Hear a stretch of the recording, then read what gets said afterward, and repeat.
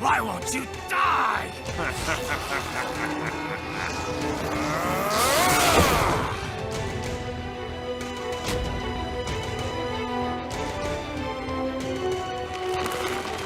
Nanomachines, son. They Regenerate. respond to physical trauma.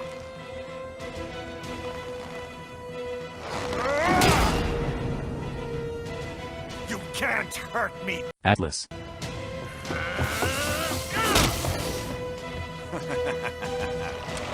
What did I just say?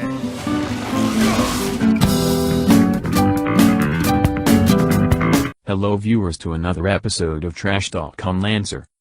This time, I will be talking about Balor. In Irish mythology, Balor is the tyrant king of the Fomorian, a race of supernatural dicks. Often described as a giant with one singular large eye, Balor is capable of setting everything ablaze with the gaze of his eyes. In Lancer, Balor kinda does that with nanomachines instead of fire, ripping and tearing everything around him. Starting with his health, having 12 health points is actually pretty good, but its lack of armor and low evasion are going to be painful. It's not going to get very far with its slow speed, and its heat cap is dangerously low.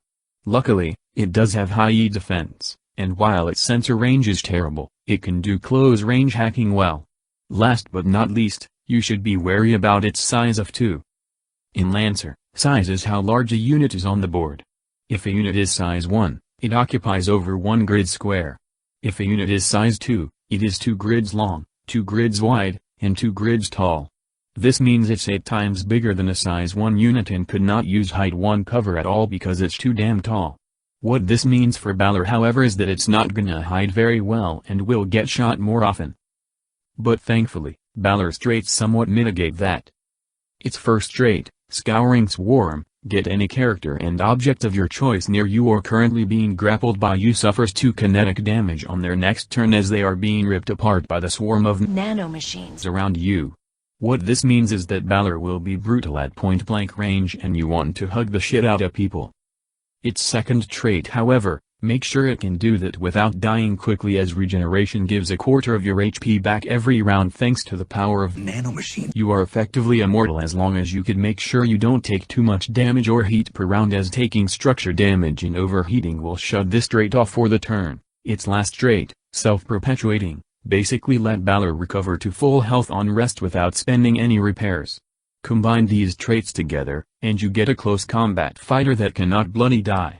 2 weapon mounts make for a decent number of weapons, a main and a heavy, while 6 system points give you plenty of customization spaces.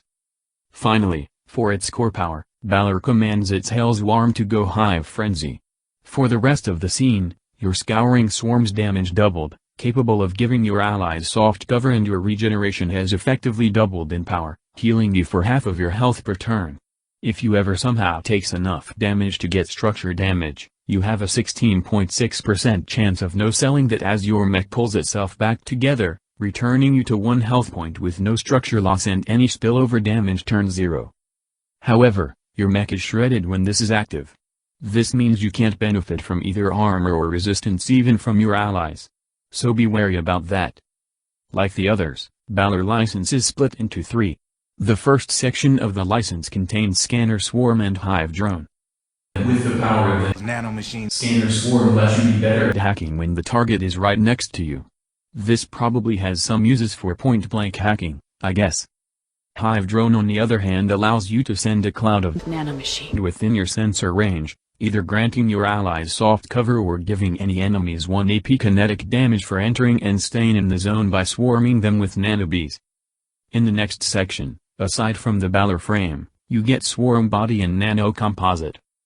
As long as you didn't move for a turn, Swarm Body places your mech in the center of a nanomachine hurricane, damaging anyone that stood right beside you.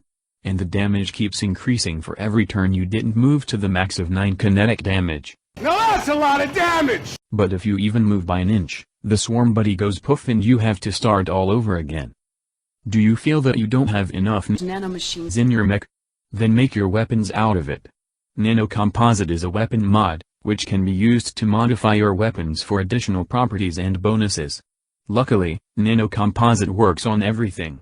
Your guns now shoot nanobots and your blades are now made out of nanomachines. This grants your weapon Smart and Seeking tag, allowing you to ignore cover penalty and target against E-defense, which is good as most enemies have higher evasion than E-defense.